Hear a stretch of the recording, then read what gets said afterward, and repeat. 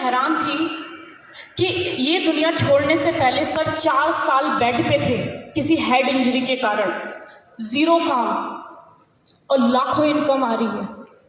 1 साल उन्हें गुजरे हुए हो गया, लाखों इनकम आ रही है। आज मैं आपके सामने उनके बच्चे को बुलाना चाहूँगी। सर्वप्रथम मैं डॉक्टर मोहित जी को बुलाना चाहूँगी। Welcome sir.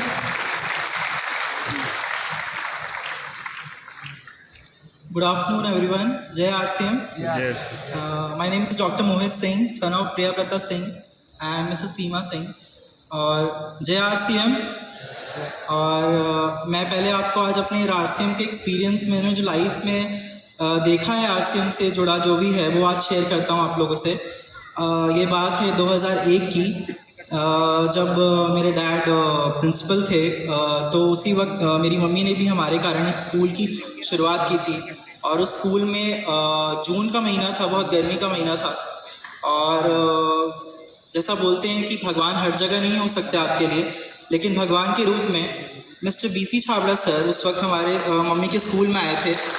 और उन्होंने उस वक्त किट हुआ करती थी और सर्फ वगैरह ही प्रोडक्ट्स हुआ करते थे।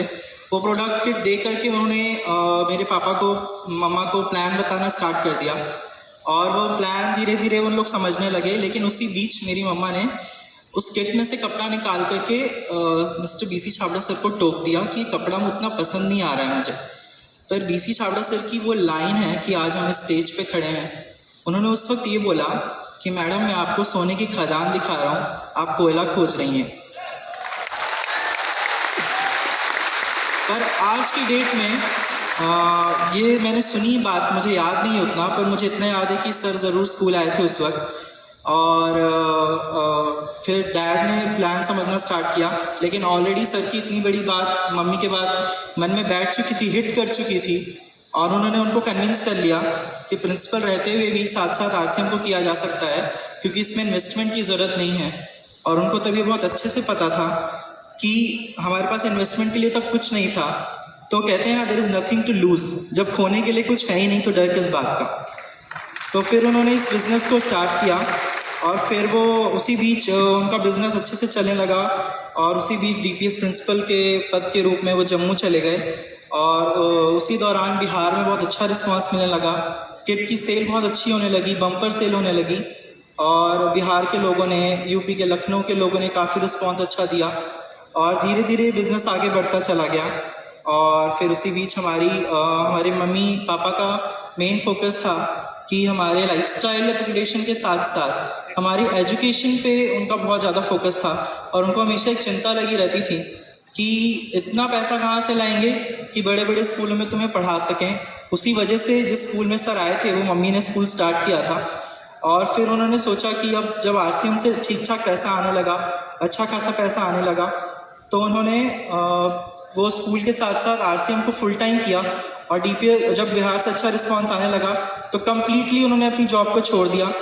और जॉब को छोड़ने के बाद फुल टाइम RCM में आ गए। और 7-8 साल के अंदर ही उन्होंने रूबी पिन अचीव कर लिया था। और धीरे धीरे हमारी लाइफ चेंज होती चली गई और हमें पता ही नहीं चला कब हमारा टाइम आ गया कॉलेज जाने का। और लेकिन उसी बीच जब वो ये RCM बिज़नेस फुल टाइम करने लगे थे, तो ना दिन देखा, ना रात देखा, ना दिवाली देखी, ना होली देखी। तो उनकी वजह से ही हम, जब उन्होंने 7-8 साल लगातार मेहनत की और दिवाली पे नहीं घर आते थे, तो हम लोग को लगता था नहीं आते हैं पापा घर पे, नहीं मनाते हैं। लेकिन उसके 3-4 साल के अंदर दिवाली की तरह मनाने लगे, होली की तरह मनाने लगे। ये सब कुछ RCM की बदौलत हुआ। और ये सारा श्रेय जाता है founder mister TC Chhabra sir को। आई होप ये मैसेज उन तक पहुंच जाएगा मिस्टर सौरभ सर के थ्रू।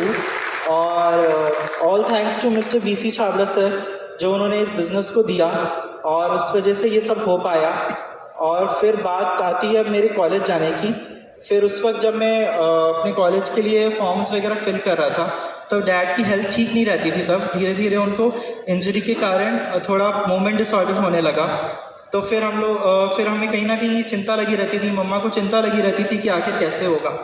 लेकिन RCM का नेटवर्क ऐसा था, को लीडर्स का सपोर्ट ऐसा था कि धीरे धीरे बिज़नेस अच्छी ग्रोथ पैटर्न पे चल रहा था और लगातार चेक आ रहा था, हम लोग को किसी चीज़ की दिक्कत नहीं थी। आज मैं आपसे पूछता हूँ, कोई भी ऑक्यूपेशन आप करते हैं, प्रोफेशनल, बैंक, पोस्ट ऑफिस, कोई भी government, central government, state government job, कौन सा ऐसा ऑफिस है जहाँ आप 5 साल नहीं जाते हैं तो आपको वो सैलरी देता है? आप तो एक दिन नहीं जाओगे, अगले दिन आपको पूछ देगा आपका बॉस कि आप कल क्यों नहीं आए थे।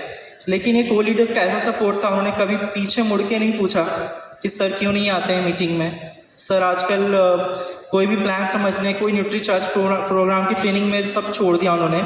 लेकिन आरसीएम के सारे लोग जो लीडर्स जो इसमें काम कर रहे थे, उनकी स्ट्रेंथ ऐसी थी, उनका सपोर्ट ऐसा था कि नेटवर्क चलता चला गया और एक ऐसे मुकाम पे पहुंच गया।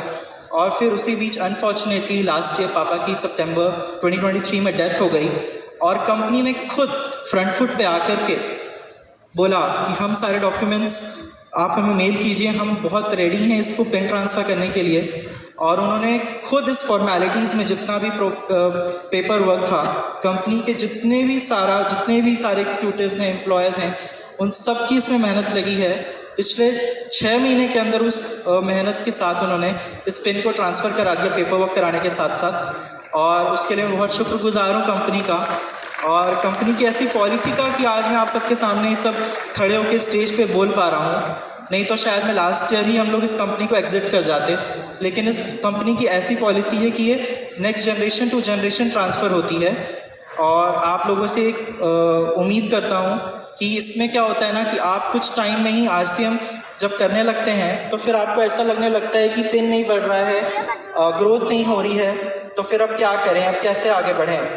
लेकिन मैं आपसे एक चीज़ पूछता हूँ कि कभी भी 1 महीने के अंदर, 6 महीने के अंदर, 1 साल के अंदर ये कोई मैजिक नहीं है, ये कोई जादू नहीं है, ये कोई क्विक मनी का साधन नहीं है कि आप लोग को 1 महीने के अंदर पैसा आने लगेगा। इसमें आपकी मेहनत तो लगेगी ही और इसमें इन्वेस्टमेंट आपका ज़ीरो लगता है। जैसा कि आपको पता है ये बिज़नेस ज़ीरो इन्वेस्टमेंट वाला बिज़नेस है। और लास्ट में एक चीज़ और बोलता हूँ, जब कभी लगे कि पेन अटक गया है, नहीं बढ़ रहा है, अब छोड़ देते हैं, इस बिज़नेस में कुछ नहीं बचा है, क्या ट्रेनिंग देंगे, कैसे समझाएंगे, तो एक बार अपनी नेक्स्ट जनरेशन के बारे में सोचिएगा और आप में वो ऊर्जा भर जाएगी और आप इस बिज़नेस को फिर से करने लगेंगे। जय आरसीएम। Thank you.